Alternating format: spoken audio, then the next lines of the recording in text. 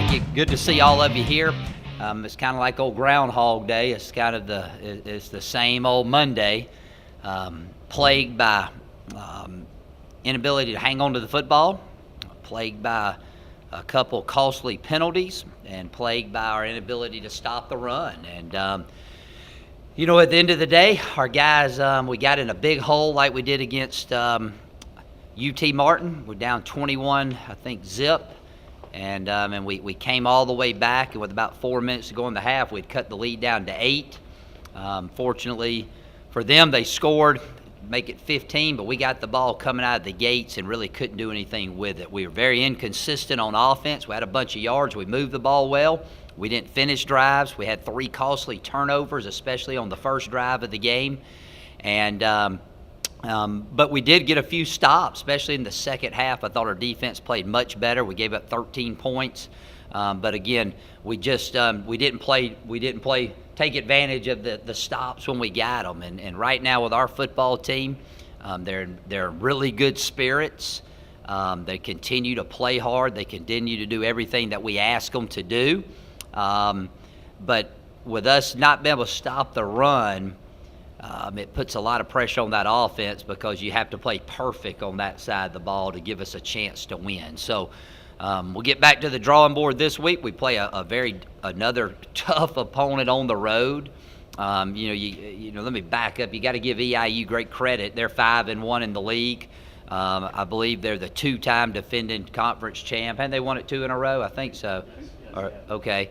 Have a lot of good players back from that team, and they're very physical. So it wasn't like we went up there and got stomped by a bad football team. We got stomped by one of the best in the league. They got a chance to win the conference this week if they can beat Jacksonville State. So we got beat by a good team. We didn't play well. When you combine those things, makes for a long day. Again, this week, we look forward to seeing much of the same from your opponent, an attacking style defense that's going to try to put pressure on us. Very good up front, makes it difficult for us to run the football against them. And then defensively, they're going to try to run the power in there. They're going to run their quarterback. They've been running their quarterback a lot more than in years past. So be a tall task for us, especially on the road. I think it's been since 2004 since we've beaten EKU at EKU. And last year's the first time we had beaten EKU since 2004. So we're going to try and make it 2 in a row, and it'd be a huge feather in our cap if we could do that, but it's going to take a great effort from our side of the ball. You can use the word you want, but is it frustration or just, when you have those turnovers, I saw the second half, and I know you had the first turnover, the turnover in the first half in the red zone, the one in the second half start in the red zone. How frustrating, or is it just saying that we're still that close and we just haven't found the way to turn that, learning to win, learning not to make the mistake at the right time, however you want to say it? Well, I think, the learning to win part, maybe. The turnovers are very frustrating. I mean, there's no doubt about it. I mean, you go out there and they have a good drive to start the football game. They go down and score. We come out and in 4 plays, we drive it almost 80 yards, get it to first and goal, going to be second and goal at the 2, and we fumble the football. And got a chance to tie the ball game up. We got the win. The weather was really, it was a tough day weather-wise, so we were playing with the wind. And that's just real difficult. And then you go down a couple other times, and you have some unforced errors on the throws by KD, and you preach it, you coach it, you teach it to make good decisions. And we went out there, and in the course of the ball game, we make some bad decisions, and it's very frustrating. And then, I guess defensively, is it just got to get the big bodies, got to do better in the recruiting battles to get those guys in there? When Mason's in there, you watch him, he's triple teamed. Yeah, well, that's what, Mason, and Mason's been hurt, he's been banged up. He hadn't been able to practice much the past few weeks, so we've kind of nursed him to get him ready for Saturday. Bishop Woods, that'd be a big help getting him back. He's been out the past 2 weeks with a concussion. So we'll get him back this week. That'll help out a lot. But we're very sound in what we do on defense. we have a good scheme. Coach Thorell's a really good coach, really smart coach. But we're just we don't have an edge to our defense. We're getting guys peeking through the wrong gaps, and when you're not very good, if you do that, it makes a worser. And then where they're getting to the second level really quick, and we're asking some guys that were going to be really good players back there to make some tackles on some senior running backs, some freshmen back there trying to make tackles on them. So we're getting ourselves in bad positions because on the front end we're not playing as well as we need to play. So we'll make some adjustments. We made some going into last week's game. We made some more at halftime. And then we'll make some more this week. It isn't like we're just sitting there trying to do the same thing over and over every week. We're trying, everything that you can do with the talent that we have at this time. With all the players that you lost off of last year's team, should this have realistically been viewed as kind of a rebuilding season from the outset? Yeah, I guess you could look at it like that, Will. As a coach, you really never look at it. You don't really look at it like that because you try to win all the games. You look at the course of the season and you look at the record. You play the 2 FBS games. That hurts you. Now you play 2 lesser opponents. You say it evens it out, but when the losses add up, you still got 2 right there in the hole. Tennessee Tech's turned out to be a little better. Everybody gave them credit for it. And again, if we don't turn the ball over, we win that ball game. Austin P, I think we played them again. We would get them, but we didn't that night. We're just kind of in holding pattern. You win those 2, we're kind of sitting here right around the 500 mark like we have been the past couple years. And we got to do a good job of recruiting. We got to build these young players up and give them a chance to grow. And that's the thing that excites me. The past, especially last year, I think we had as good a high school recruiting class as we've had since I've been here. And it's a tough battle when it comes to recruiting. You take, for instance, we've been very fortunate. We get the best players out of this area. We have since I've been here. But that's 2 or 3 guys a year. And then you got to drive 2.5, 3 hours before you get to another group of guys. So that's a challenge.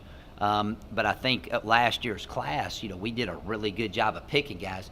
We just got to give them a chance to grow up, and it's reared its ugly head in a lot of the ball games, this season. I'll take, you take Dylan Boone. Dylan Boone's going to be a great player. He's playing much better now than he was early in the season. But I'll watch him in the game the other day, and like I said, we're glad we got Dylan. He's a great player. But I'm thinking, here he is. He's out here trying to tackle Shepherd Little, one of the best in the conference, in open field one-on-one. And this guy was the high school quarterback at Murray High last year. And we got him out there as a freshman trying to make some of these plays. So I think the big thing is with us, and it excites me, is to keep the confidence level up. Not let those young guys get discouraged, and I think our staff's done a really good job of holding them to a high standard, but also being reasonable with where you're at athletically. And I'm not just using Dylan, but you got DeMontre Wade as a freshman out there playing, Troy Marshall, Bishop Woods. They're playing nose guard, 18 years old, against some really good guys, out there. And then you throw to Quentin Spraggins, he's first year here. Cedric Jones is a redshirt freshman. Boy, they're playing a whole lot of snaps out there. And I think they're getting better each week. It's just, right now, we're not quite ready for the prime time yet with some of those guys. If you had beaten Tech and Austin P, would you have felt like, to use a tennis analogy, that you had held serve if you'd won those 2 games? Yeah, because you always want to win the games that you're supposed to win, or I say you're supposed to win. That you believe that you have a really good opportunity to win, and then you hope you can sneak up on a couple guys as you go. But again, at the end of the day, whatever, I mean, your record is your record, and that's who you are. I've said that before, but yeah, those were disappointing defeats. You look at this past week. I mean, after playing the game, I mean, we had some chances, but EIU's a pretty good football team. They're really physical, and at the end of the day, I mean, they just outmanned us at the point of attack on both sides of the football. And then, how badly have injuries hurt you this year? Well, we've been pretty fortunate up to last week. Last week was really tough. We didn't have Bishop in there. We didn't have Perry Cooper could not play, and he's kind of the quarterback over there. Sean Samuels was out. He's the quarterback in the secondary. So those three guys have hurt us. Zach Littlefield's been out the entire season. Thomas Chapman, another D tackle we were counting on, he's been out. So it's played its role in some deals there, Will. But at the end of the day, we've run into some teams that have just pounded us, and I've been on the other side when you just pound people. When you pound them, there ain't much they can do about it. And we've had a few of those days here recently, and we're getting tired of getting pounded. So maybe we can turn it around this week. Talk about Eastern Kentucky. You talk about a pounding back. They have one in Dyshawn Mobley, and then the running quarterback. What sort of issues does that pose for you this week? Well, you know the answer to that one. I just covered it. Mobley, he's a transfer from UK, and he's having a really good season. And you guys have seen EKU play a lot more than I have, and they pride themselves on being a very physical, mean football team. And I'm sure they're not real pleased that we beat them last season. So I'm positive they'll be fired up, ready to go, and that's a tough place to play. No question about it, especially this late in the year, and good travel for us and whatnot. So we got to find a way to slow that attack down. And I told Coach Thorell and the defense. We got to stop the run, and if they throw for 600 yards on us, by gosh, they're going to throw for 600 yards, but we're going to be committed to stopping the run. So when you're calling the game and if they're able to throw it all over the yard, by gosh, we're going to do everything we can to keep them from running it right up the middle on us. And if they do both, we're in trouble. Will you get Cooper back this week, you think, from his concussion? Yeah, well, right now on the report that we got this morning from our trainer, we should be at full go. Bishop Woods should be able to go. Due to his protocol, he won't be able to practice till Wednesday, and then Cooper probably won't be able to practice till Thursday, because they have to clear so many days. And Fulton Hart does a great job with all that for us. So that'll be big, getting those two guys back, and then Sean Samuels will be back. He had a funeral to attend this weekend. So getting those guys back, that'll definitely be a huge boost to our defense. Obviously, we talk a lot about the defense. Is there an ability to kind of stop the other teams from scoring, putting the extra pressure on the offense to try to score every time? Well, I think it does a little bit. The goal is to go out there and score every time. But it's like I said earlier, when you're not having much success on defense, you have to be perfect offensively. And the other night we were far from it. We misfired on a lot of occasions. So I think at times our guys press a little bit, and it makes it difficult, especially when you got a young quarterback like we got. Who went out there the other day and he tried to force a few balls that he didn't necessarily need to force. Last one. I mean, you feel confident about turn things around to extend your contract 4 years. So you feel like I know you feel like it's good to have the opportunity to know that you have some years to get things turned around, in the sense of you don't have to worry about anything right now, even though things are bad. Well, I mean, I don't ever look at it that way. I come in every day and, and we work our tail off, just like all coaching staffs do. And, we're committed to making this the best program that it can possibly be. And, now whatever that is, nobody really knows. I mean, we've come in here and single-handedly, with a few supporters outside the program, I mean, we've given this entire place a facelift. When we got here 5 years ago, it was almost like starting over.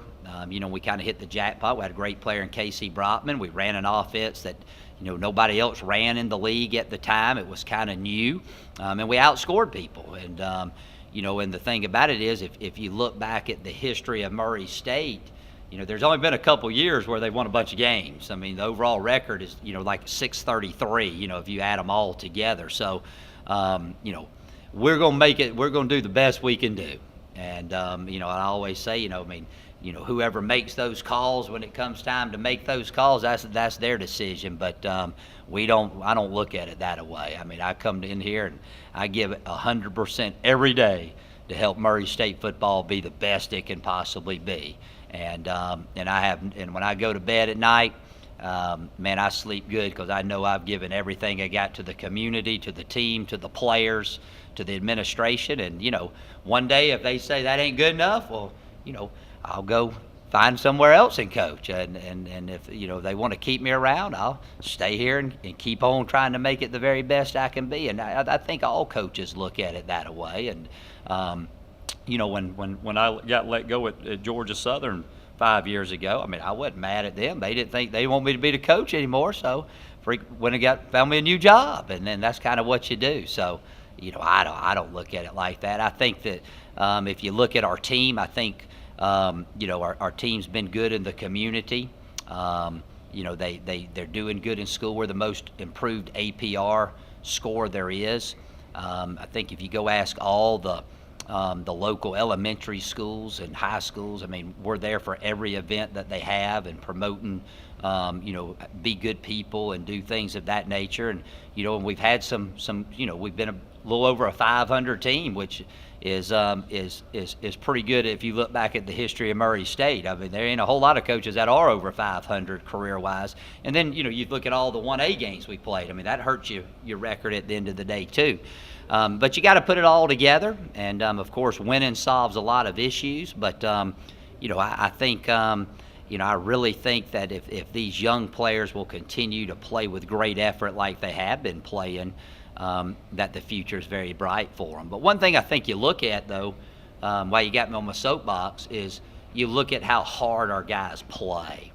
And, even the other night, we're selling out on onside kicks. Our backups are in there competing, trying to score touchdowns at the end of the game. And I think that's very indicative of where the program's at, is the effort has been tremendous. I don't think you've ever seen a team that we've coached here lay down, and you won't see that. So, I don't know if I answered your question because I got no control over all that stuff. I just coach as hard as I can and do the best I can, and if that's good enough, then so be it. If it's not, go find another place to coach. I mean, that's kind of the way that works there, James.